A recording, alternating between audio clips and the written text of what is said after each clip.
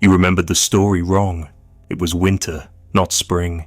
The tea was cold, not warm. She didn't cry, she smirked. You were not the one who left. She never really let you in. That memory you cradled, the one with the trembling lips, and the apology she whispered on the porch, it was forged in the basement of your mind. Not the attic. She never apologized. She only looked away. And you, ever loyal to the illusion, rewrote the script with trembling hands just to survive her absence. There's a scent in her stories she can't explain, the perfume of clean betrayal.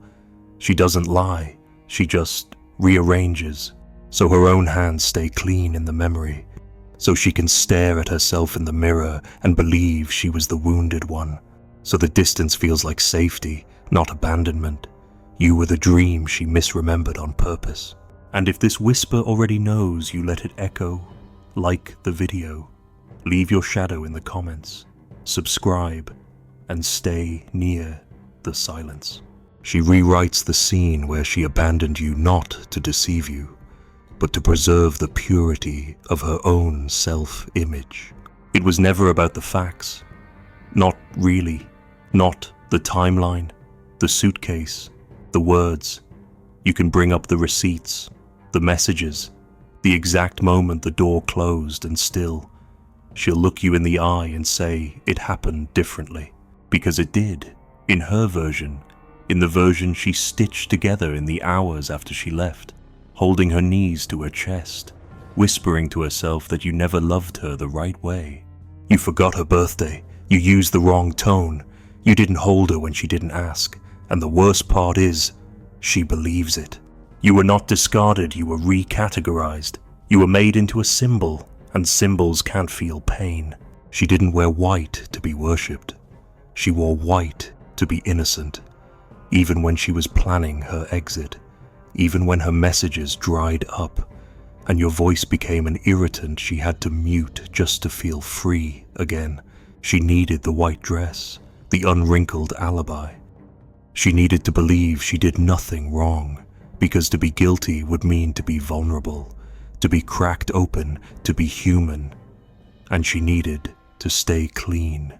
You were the bloodstain she wouldn't let show, so she rewrote you, softly, precisely, with the gentleness of a surgeon removing a blemish from memory. You became difficult, then cruel, then emotionally unstable. Not all at once, just enough to justify her detachment. It didn't matter that you had once held her hand through panic or memorized the pattern of her breathing when she cried. That version of you was edited out, not deleted. That would be dishonest, just blurred like fog on glass.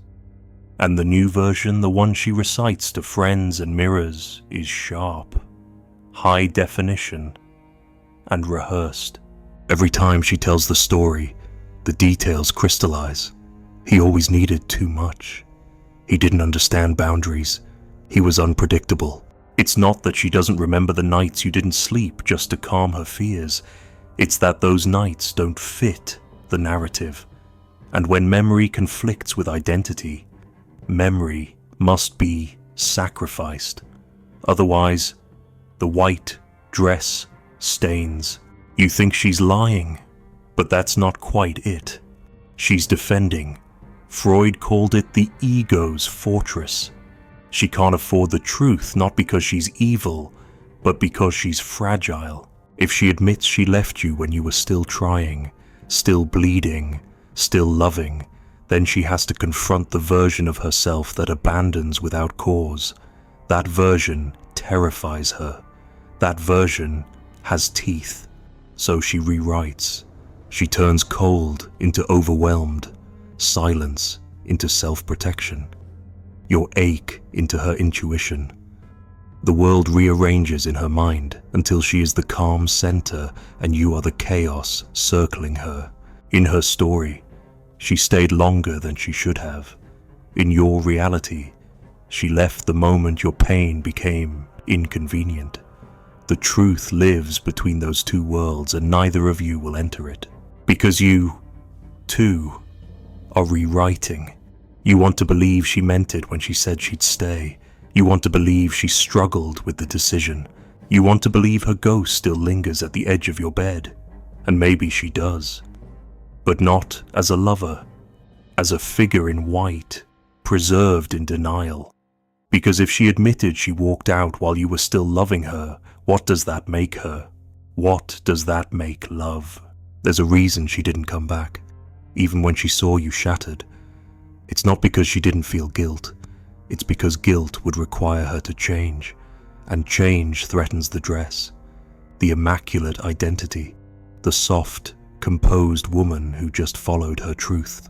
To reach for you would mean to admit the story was flawed, and to admit that to let in the dirt, the mistake, the raw regret would unravel the entire performance she sold to herself. She didn't destroy you, she dissolved you. You exist in fragments, now a few mismatched memories tucked in her drawer. A cautionary tale she brings up when someone asks why she's so guarded now. She doesn't say your name, she doesn't need to. You are the shadow under the hem of her white dress, and no matter how hard you scream, she won't lift it. You weren't erased, that would be merciful. You were rewritten, and the new version of you walks beside her every day, silent, guilty, unrecognizable. That version gives her comfort. That version makes her feel wise, and she needs to feel wise, because she left something good. Because deep down, the memory does whisper, but she tells it to shut up. She gives it a new script. I left because I had to. I left because I was drowning. I left because he made me leave. The dress must stay white.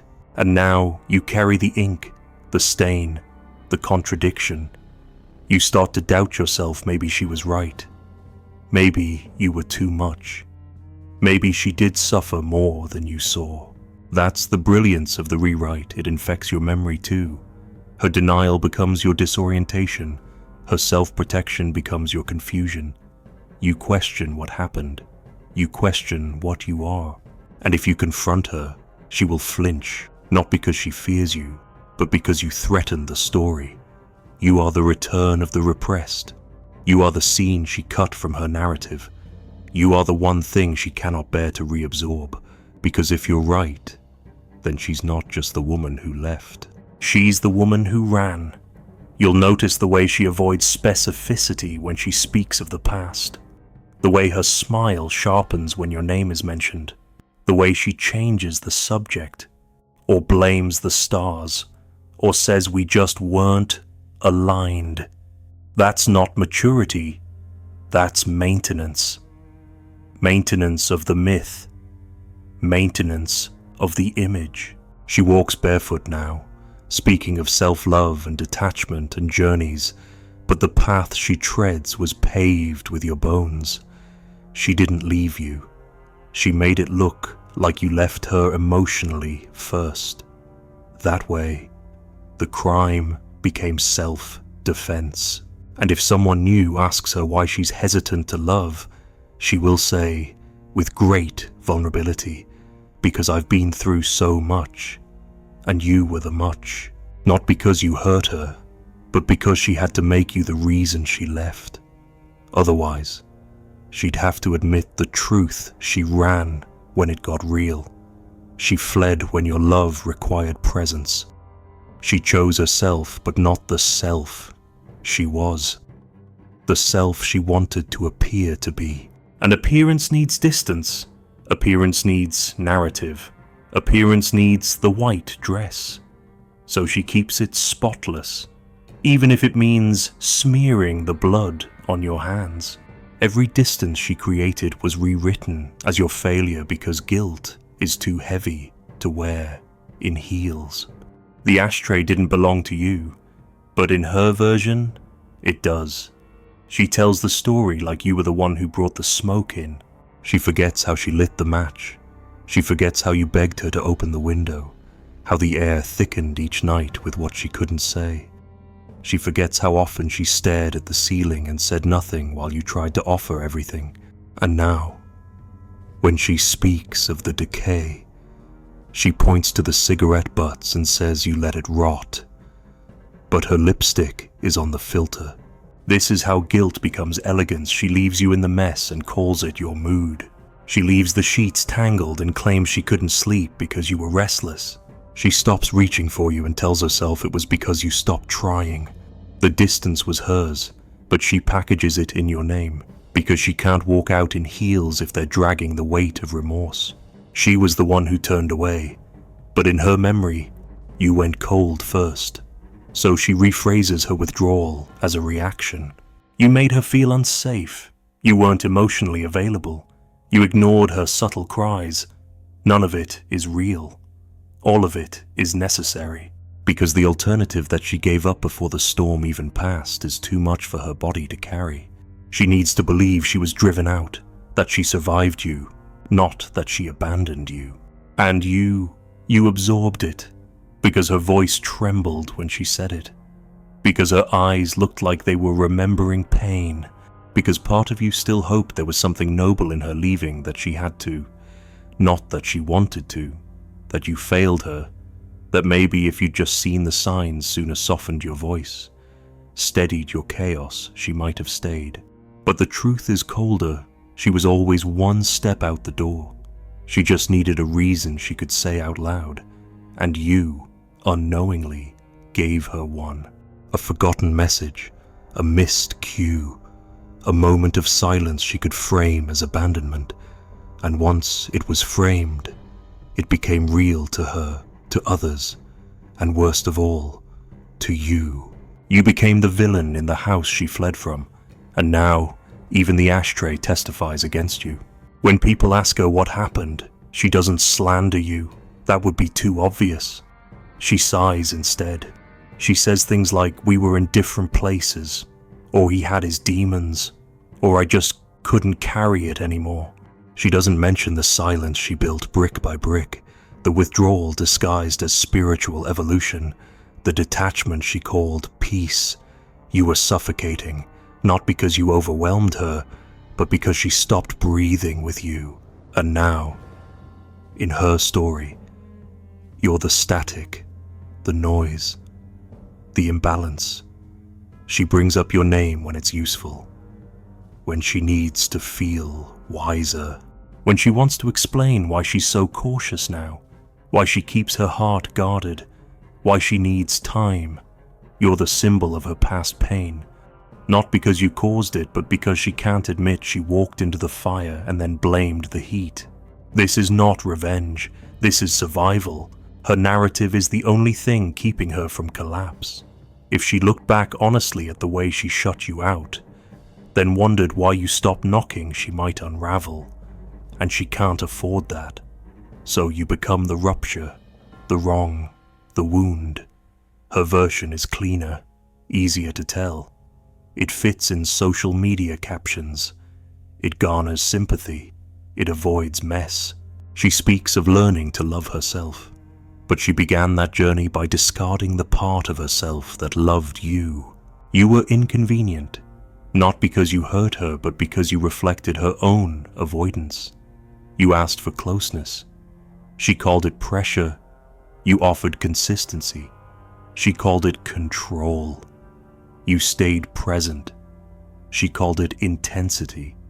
Everything you gave became something she had to translate into dysfunction, because if she called it what it was, love, then her exit becomes cowardice, not liberation. She made herself the one who escaped. But the truth is she retreated before the war even started. And now, when she meets someone new, she brings the ashtray with her. She holds it like a talisman. She says, I've been through a lot. She means you. She says, I'm scared of losing myself again. She means how she couldn't face herself when she left you. You're the evidence of her rebirth, even though you're the one still bleeding. And if you try to reclaim the story, she'll say you're bitter. She'll say you're rewriting history. She'll say you're projecting. Because nothing terrifies her more than the version of you who remembers everything, the version who could say, I saw you quit, not because I failed you, but because I saw you. She needs to stay unseen. That's how she maintains the illusion of growth. Even the friends she tells the story to start to believe it, because she speaks with sincerity, because she cries, because she seems so sure. And you look unsteady, haunted, raw. You look like someone who hasn't let go. And in this world, the one who still hurts is seen as the one who did the damage. So you retreat, you go silent, you start to question your own memory. You wonder if maybe she was right, maybe you were too intense, maybe you were impossible to love.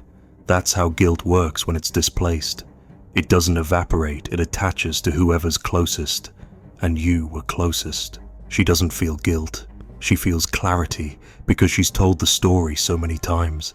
It no longer feels like fiction. It's become muscle memory. It's become language. She wears it like perfume, invisible but lingering. And you are just a name she no longer mentions. Not out of cruelty, but because it complicates the narrative. Because if she admits you still haunt her, then maybe she wasn't healed at all. The ashtray remains, not because she smokes, but because she once did. And now you do symbolically, endlessly. You burn yourself down trying to remember who you were before she told you what you weren't.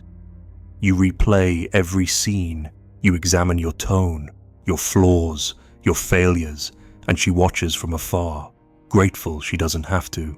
In her world, you're the one who always made things harder, but she never explains why she stopped trying at all. She doesn't remember the way you waited, the way you softened, the way you asked again and again, "Are you okay?" while she replied with silence and absence. That's not part of her mythology. It can't be, because the woman she's becoming wouldn't do that. So that woman must not have existed. And if she did, then the fault must lie elsewhere. And guess who's still standing there? You, still trying to understand, still holding the ashtray, still coughing on the smoke that never came from your mouth. She buried the truth in language not to lie, but to defend herself from the raw terror of emotional responsibility. She told you it was about clarity, that she needed time to process, that she wasn't ready to speak. But what she meant and would never admit was that her silence was a shield, and her words were dressed in armor. Clarity, to her, was not understanding. It was distance. It was closure without confession. It was the drawer she kept locked, even from herself, because opening it meant confronting not just you, but the wreckage of her own avoidance. You always knew it was there. The drawer. The one in the corner of her mind where all the truths were folded and filed, not destroyed, not forgotten, just buried beneath euphemisms. She labeled it the past. She labeled it lessons. But really, it was the place she stuffed all the versions of you that contradicted her self-preservation.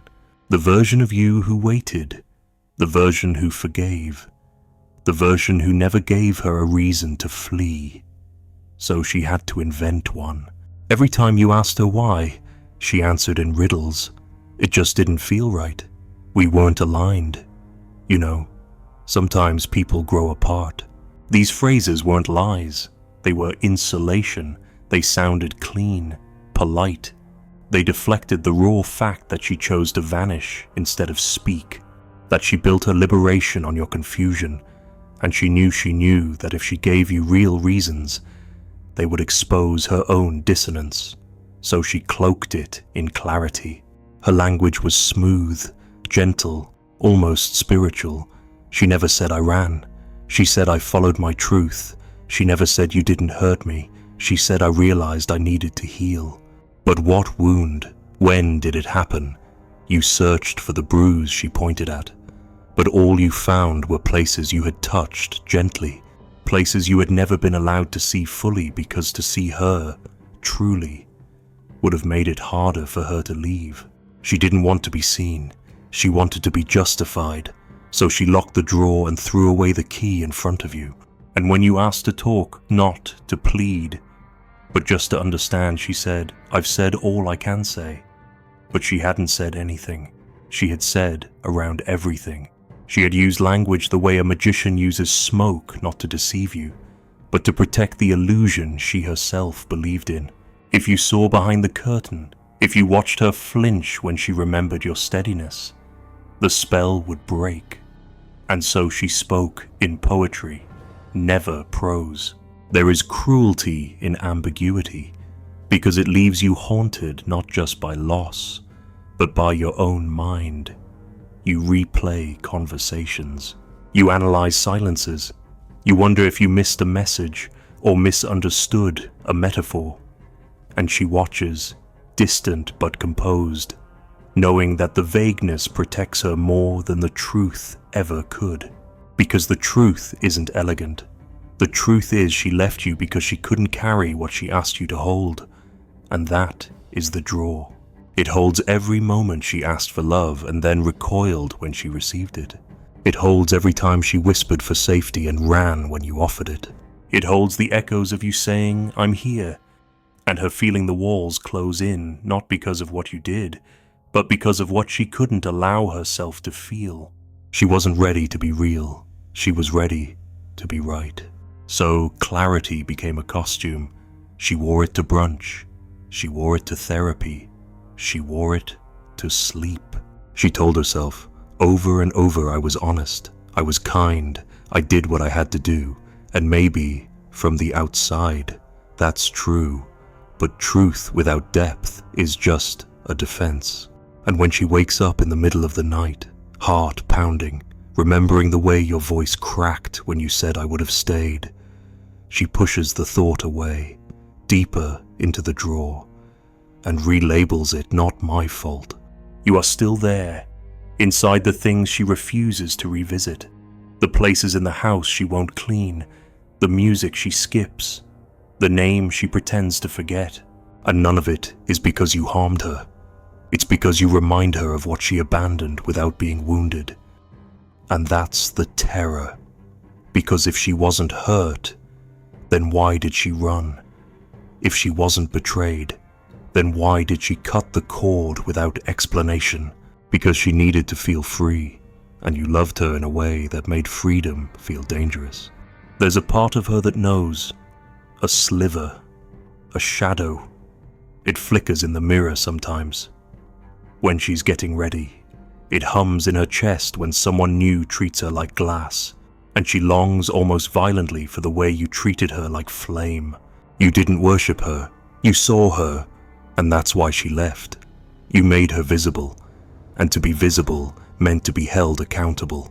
So she locked the drawer, told herself that you were too much, that you wanted too deeply, that you were emotionally unpredictable. Not because it was true, but because it made her the victim of your devotion, not the architect of her own withdrawal. Words can be weapons, but hers were walls, each soft syllable a brick, each vague phrase another inch between your reaching hands and her real face. You were speaking to a mask by the end, a carefully constructed persona who spoke in clarity but hid in chaos, who demanded respect but feared intimacy, who wanted to be adored but only from across the river, because adoration is easy at a distance. It's up close where it turns into accountability, where the ashtray starts to smell, where the white dress starts to wrinkle, where the drawer begins to rattle from the inside. And now you live with ghosts. Ghosts she doesn't see. Ghosts she created with her language. The ghost of your real self. The ghost of her unfinished answers. The ghost of the final conversation that never happened because she said she had found peace. And that was the end of the page. But peace doesn't end like that. Peace is not the drawer locked shut. Peace is the drawer opened, emptied, exposed. And she will never open it. Because if she did, she'd find not you, but herself. The self who ran. The self who lied without lying. The self who dressed her fear as certainty. So she keeps it locked and tells the world she's healed, and posts soft photos with soft captions. And if she ever thinks of you, she tells herself you're probably still struggling to let go. Not because she believes it, but because it keeps the drawer closed. Somewhere, the drawer still rattles. Not loud enough to wake her, not sharp enough to cut through the calm. Just a faint scratching. Like paper against paper, the sound of truth folding in on itself. Waiting. You'll never hear her unlock it. But one day, someone might ask her a question she didn't prepare for, and the drawer will breathe, not to accuse, just to exist, just to remind her that memory has teeth and silence has bones.